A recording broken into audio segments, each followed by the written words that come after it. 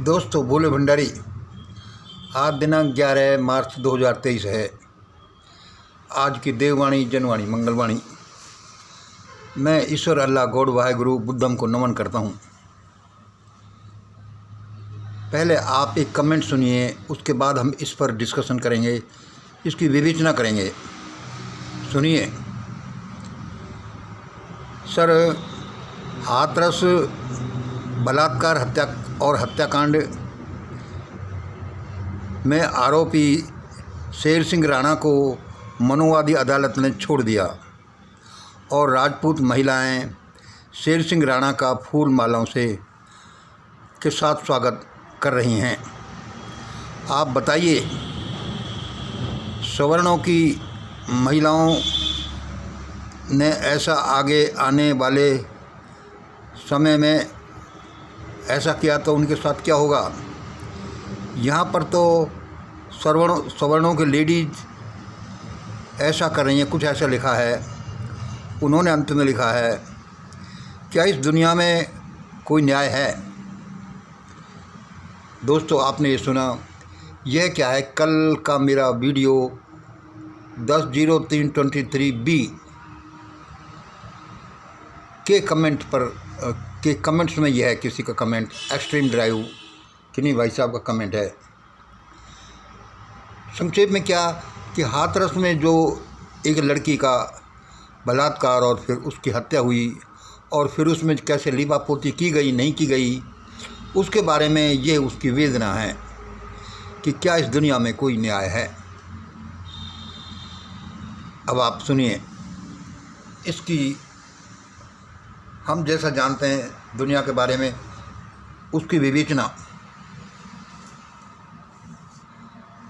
दोस्त, मैंने वह केस खूब अध्ययन किया है। मैं उसके बारे में सुनता ही रहा हूँ। Hathras rape and murder case जो बड़ा कुख्यात केस रहा है। क्या इस दुनिया में कोई न्याय है? सुनिए इस बारे में मेरे क्या विचार हैं। हाँ दोस्त, क्या इस दुनिया में कोई न्याय है? हाँ, इस दुनिया में पूर्ण न्याय है।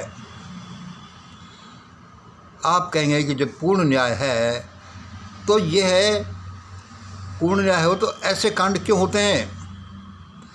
ऐसे कांड एक नहीं, हजारों कांडों से ये दुनिया भरी पड़ी है। यह मर्डर का केस है, बलात्कार का केस है, कहीं लूट खसोट के केस हैं, रिश्वत के केस हैं, कहीं पर क्या, कहीं पर क्या। अब सुनिए आप इसे। फिर इस दुनिया में पूर्ण न्याय कैसे है? इस दुनिया में पूर्ण न्याय कैसे है? तो सुनिए, उसका एक कारण यह है, यह जो होता है बुरा होता है, लेकिन इसको सुनिए, इसके पीछे असल में क्या स्ट्रेटजी है परमात्मा की, कि परमात्मा इस दुनिया में जो करता है वो अपने हिसाब से न्याय करता है। कैसे हिसाब से करता है? कि उसने इस दुनिया में नियम बना दिए कि भाई ऐसे न्याय होता रहेगा, इस दुनिया में ऐसे न्याय होता रहेगा। अब भाई कैसे होता रहेगा? अब जो परमात्मा के जो नियम हैं उनको हम पूरी तरह से नहीं जानते कि आखिरकार वे क्या नियम है जिन पर चलकर हमको दिखे कि यहाँ न्याय व्यवस्था है और ये दुनिया कैसे चलती है। असल में तो हमें उस परमात्मा के नियमों का पता नहीं है कि उसके नियम क्या है। इसलिए हम सब ये गलती करते हैं। जो गलती यहाँ हुई है, जो गलती हज़ारों जगह होती है हमारे जीवन में जो होती है। आप कहोगे भाई थोड़ा और समझाओ, तो सुनो, ये क्यों होता है कि हमें उन नियमों का पता नहीं है।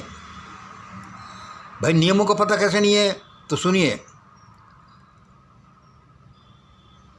अब भगवान के नियम क्या हैं? भगवान के नियम जानने से या किसी के बताने से या ईश्वरीय प्रेरणा से जाने जाते हैं।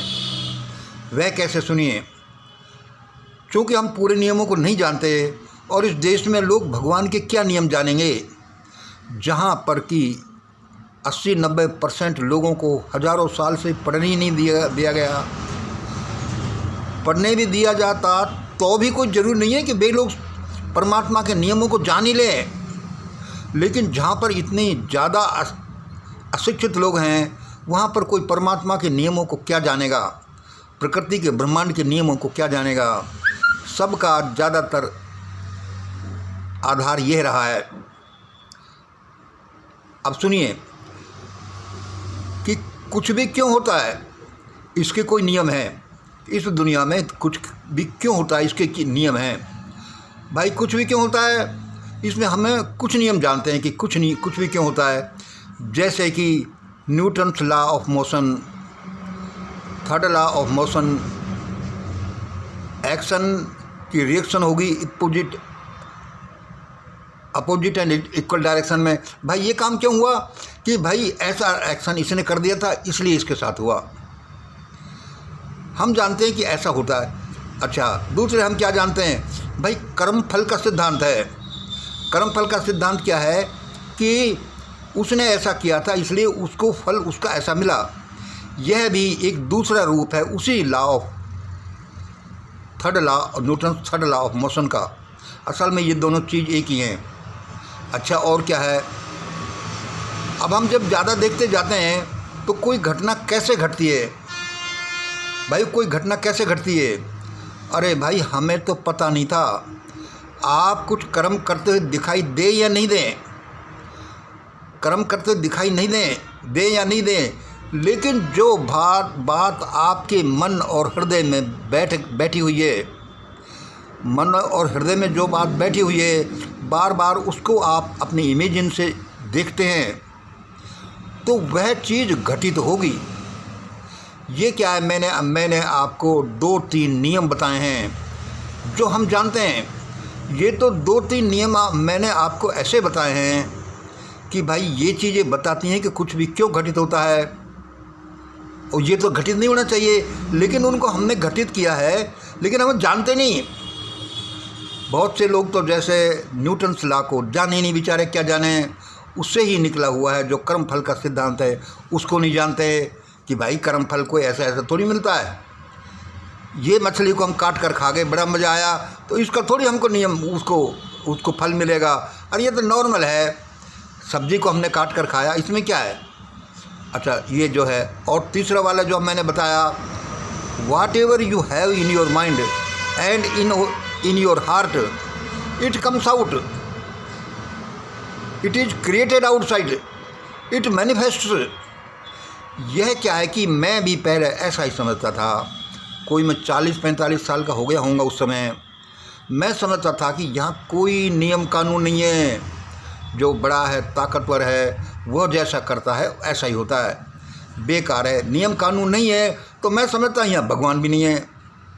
जब भगवान ही नहीं है और जब नियम कानून नहीं है तो भाई तुम भी ऐसा ही करो। तो क्या है कि मैं भी गलत बात में पड़ गया कि जितना मज़े मारने हैं जो मार लो, तो लूटना है तो लूट लो। भाई यहाँ कोई नियम कानून नहीं है। देखो उस आदमी उसने कितना लूटा, उसने कितना रिश्वत लिया और मौज कर रहा है। तो हमें क्या दिखता है कि क्या इस दुनिया में कोई न्याय है। जैसा इस भाई ने कहा है, ऐसा ही लगता है कि इस दुनिया में कोई न्याय नहीं है। न्याय नहीं है तो भगवान भी नहीं है, ऐसा हमें लगता है। लेकिन बाद में कुछ घटनाएं ऐसी हुई कि इस दुनिया में पूर्ण न्याय है।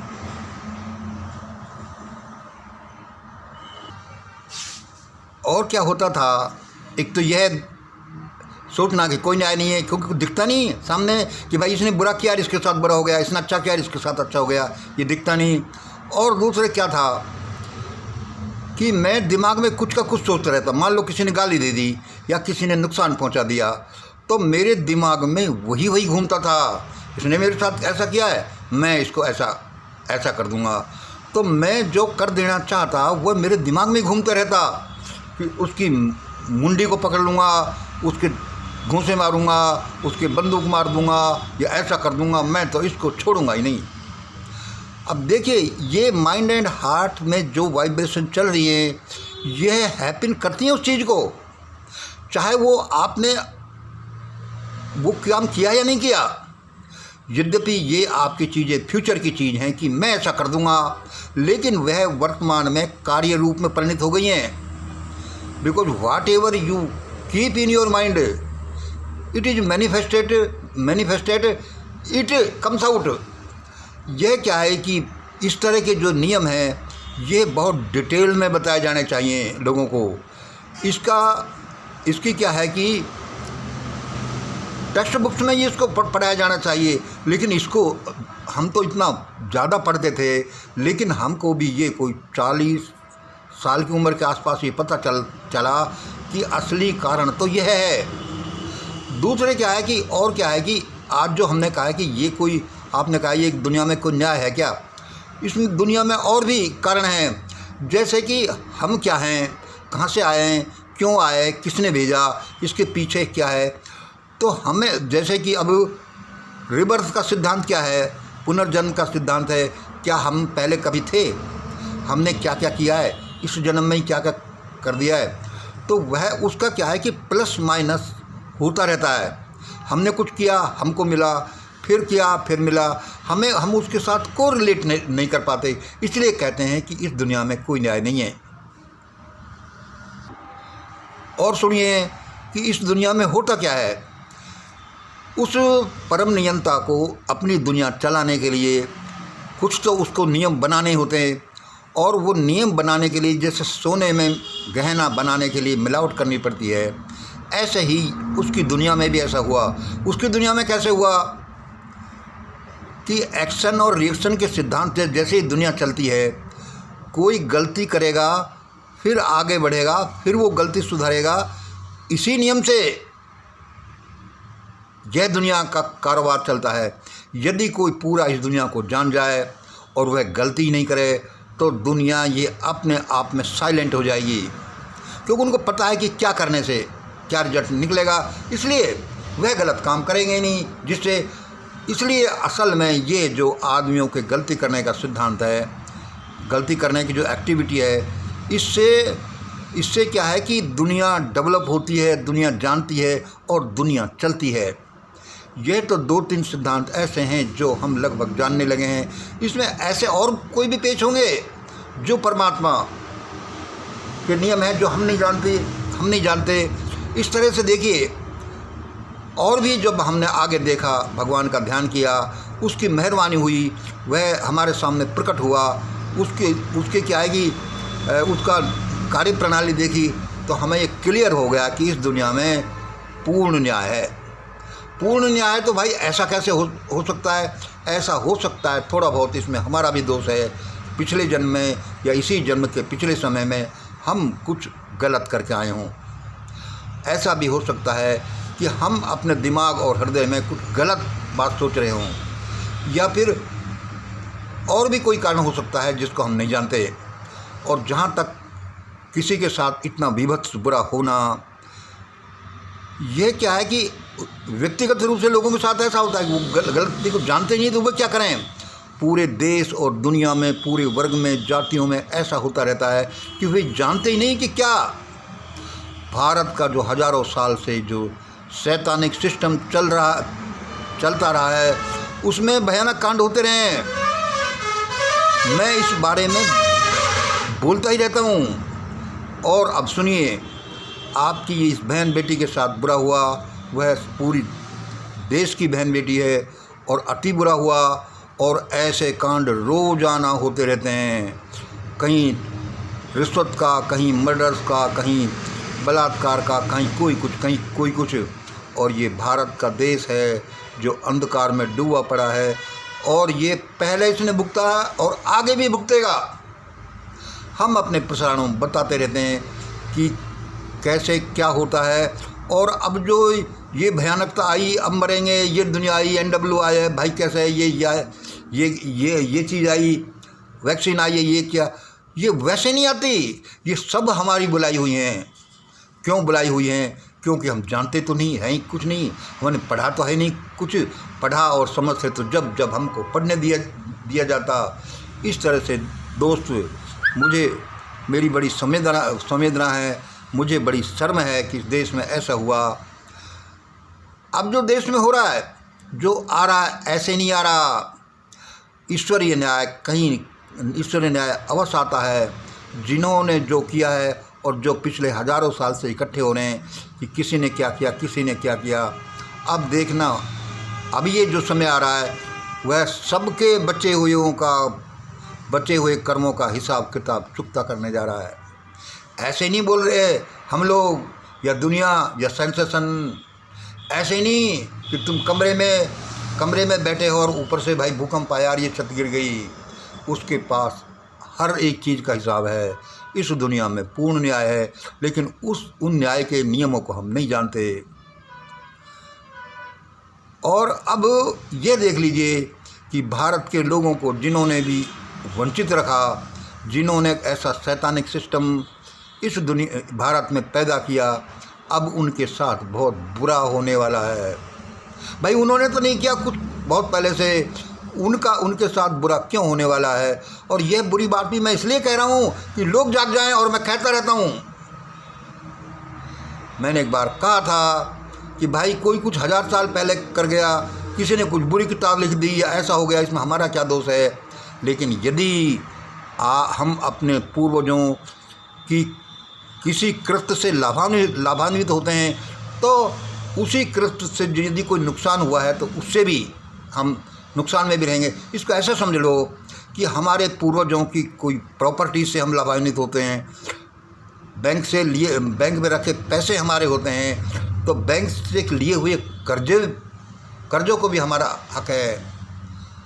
मुझे बार बार कहना नहीं चाहिए कटु शब्द, लेकिन भारत में बड़ा भयानक होगा, क्योंकि हमें इसी लायक हैं। और गलती किसी से भी, समाज से, देशों से हो जाती है, लेकिन हम सुधरने का नाम ही नहीं लेते। इतना भयानक अज्ञानता, पैशाचिक शैतानिक हमारी विचारधारा, और जरा भी बुद्धि नहीं देश के कर्णधारों में, क्या होगा, भयानकता आएगी। मैं भी बोलता रहता हूँ, और अच्युतानंद साहब जो बोलते हैं ऐसे नहीं बोलते। और मैं ये भी बताता रहता हूँ कि जो हो गया, और ये कर्म फल कैसे घटित होता है, इसके लिए ऐसे करो। जीवों को मार कर खाना बिल्कुल बंद कर दो, झूठ बोलना बंद कर दो। आप और हमारे पास पैसा आया है, जो काफ़ी हिस्सा इसमें हराम के पैसे का होता है। क्यों होता है, फिर ये अलग चैप्टर है। गरीबों के साथ, अन्याय के साथ, भूखों के साथ, देश में जो वर्तमान में अछूत या तथाकथित भूतपूर्व अछूत हैं, जो है खाना बदोश हैं, जो आदिवासी हैं, जिस वर्ग को जो ऐसे भयानक जीवन जिया है जिन्होंने हजारों साल से हैं, आज जो भारत में हो रहा है और आगे होगा, वह उन लोगों की चीत्कारों से आ रहा है, और वह अवश्य होगा। ऐसे थोड़ी तू 20,000 करोड़ ले जा, तू 30,000 करोड़ ले जा। मैंने कौन सा एरोप्लेन था फ्रांस से मंगाने वाला, 450 करोड़ का है, तो 1600 करोड़ ले जाओ। अरे लूट का माल है ये। भारत में इतना भयानक हो रहा है, उसका रिजल्ट और पिछला रिजल्ट आने ही वाला है। किसी को बचना है तो बच जाओ, ऐसा ही होगा। यही इसके कारण शायद मैंने कुछ बोला, आपके समझ में आया होगा, और मुझे बड़ी शर्म आ रही है कि मैं इस तरह का बोला हूँ। और मैं ये भी मुझे शर्म आती है कि मैं सब कभी बड़ा कठोर बोलता हूँ, लेकिन कठोर इसलिए बोलता हूँ कि लोगों की आँख खुल जाए तो अच्छा है। अरे कुछ तो बचाव हो जाए, लेकिन मुझे बचाव होता हुआ नहीं दिखता। जिसको देखो वही सारे कुएं में भंग पड़ी हुई है। चलो, परमात्मा सबका भला करे। आज इतना ही। जय हिंद, जय भारत।